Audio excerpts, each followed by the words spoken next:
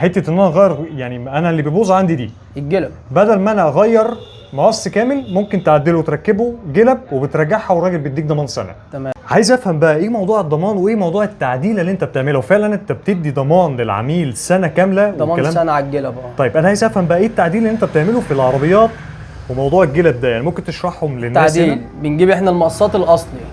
تمام. بنجيب هنا بنعدل شمايز في قلب المقص. تمام. لان هنا الرق بتاع المقص نفسه ضعيف. صحيح. مجرد ما بتغير الجلبه لازم تديها بنطه لحام. تمام. عشان ما تنطرش من مكانها. بنطه اللحام دي بتاثر على الجلبه نفسها. تمام. فاحنا بنعمل شميز. تمام. نعمل شميزين هنا.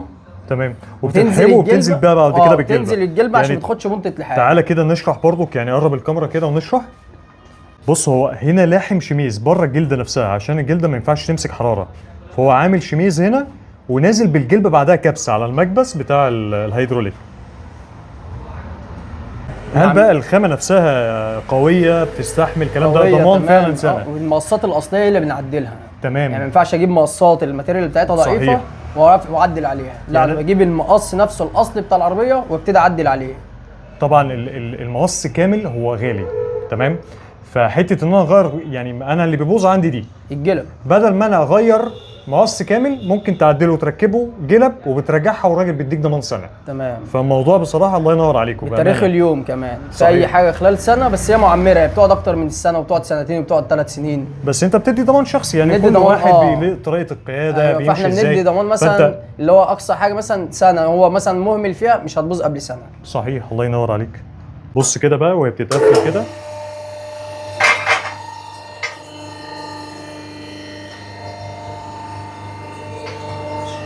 دي بقى الجلبه.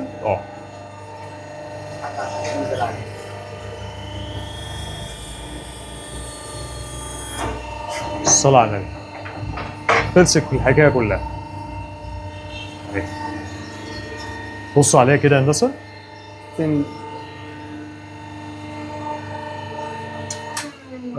يعني خلصت. حصل معاك في المستقبل ان هو مثلا دي باظت وده كاوتش، يعني عادي بتفهمني، بيبقى ليه عمر افتراضي، تشيل وتركب، تشيل وتركب ولا غير ضمان السنه.